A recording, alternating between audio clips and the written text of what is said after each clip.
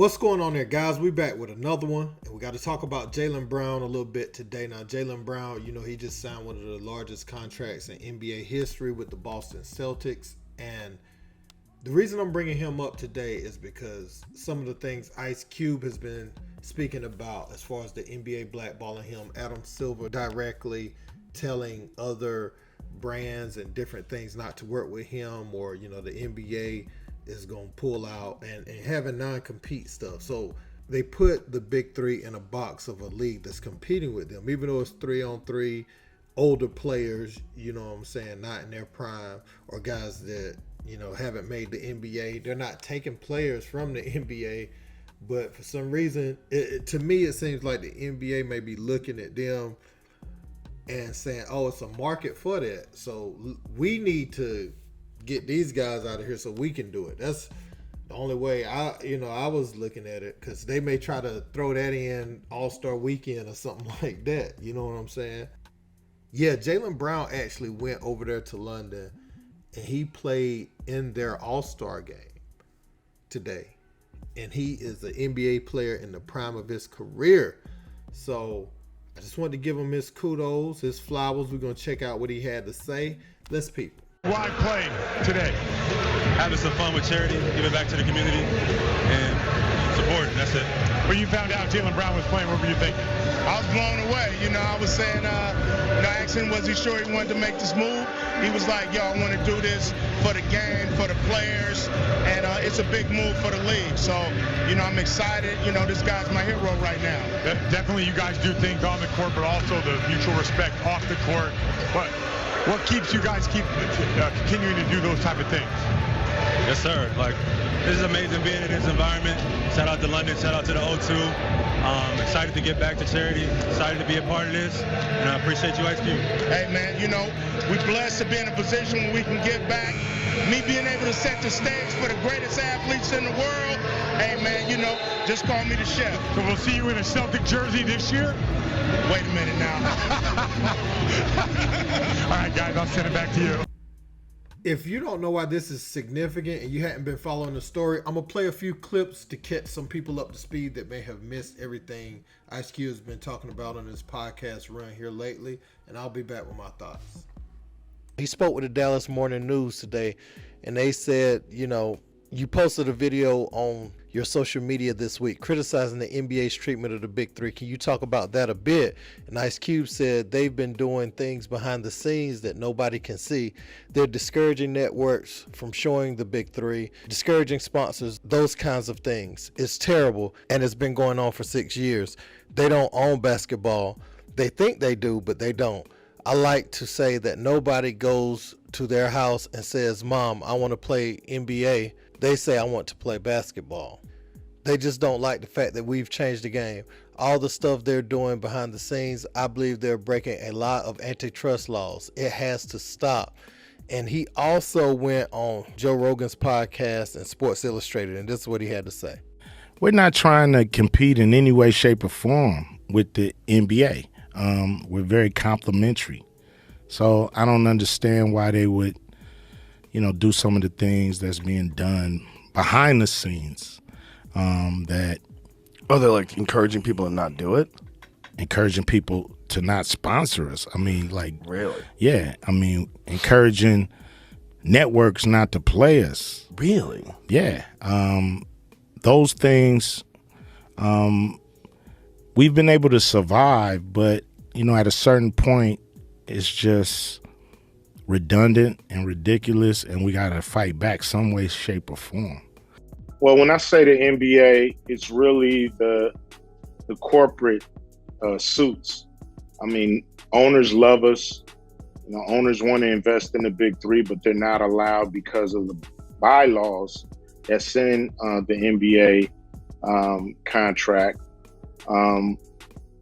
Players love us, GMs, scouts, they all come, hang out, enjoy the game. I just think it comes up to the top brass, Adam Silver, Mark Tatum, and I just don't think they like what we did with this league, and they don't understand how much it benefits guys who still trying to feed their families, still trying to extend their basketball careers, and guys who are new and fresh and want to get a look on the professional level from everybody that's watching the Big Three. So, I think they need to look past their feelings and look at, how many people that this league is really benefiting. So when you hear all that, you see why it's significant for someone like Jaylen Brown to step up and do that. I mean, I definitely wouldn't have thought a player of his stature would have came and played in the Big Three in his prime. I mean, peep this. All these guys playing in the Drew League. You saw Kyrie in that league the other day, where he had all those highlights and dunks and everything. When you're using your voice and you're talking about black empowerment and different things like that, Ice Cube is on in the league. If you could play in the Drew League, the J. Crow League, all these other leagues that they have over the summer, I wouldn't mind you, suiting up for the Big Three, because I thought, that was one they absolutely couldn't play in. But I guess based off what Jaylen Brown just showed us today, it's not explicitly listed in their contract yet that they can't play against the Big Three. So a lot of things come into question when I see Jaylen Brown out there. I be like, are they officially listed as a non-compete league? Because there's no way that he does that if it is. So Adam Silver probably left it where, they're not officially a competing league with the NBA, but it don't change the fact that Ice Cube could still be telling the truth about all of the things going on behind the scenes where he's telling sponsors and different people like that not to work with him. Anybody that's been in business, or even if you're a recording artist or anything like that, you may have a good idea, and then you see your idea on a bigger platform, and you be like, these people don't even follow me on Twitter or Facebook or Instagram or wherever, but I am seeing a lot of engagement from people that's not following me.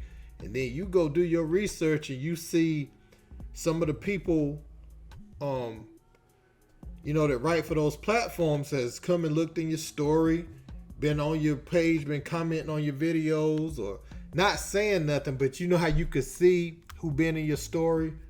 I'm just using this as an example like that. This happens on the smallest of levels. People like your ideas, they steal them, and they just try to swallow up your league or your idea before it can reach the mainstream, because they have the resources, the pull, the sponsors, and just really the marketability that you don't have. All you have is a good idea, and it's getting some traction, and so they try to do it to make it look like you the one that copied, where, they just saw what you were doing in the beginning stages.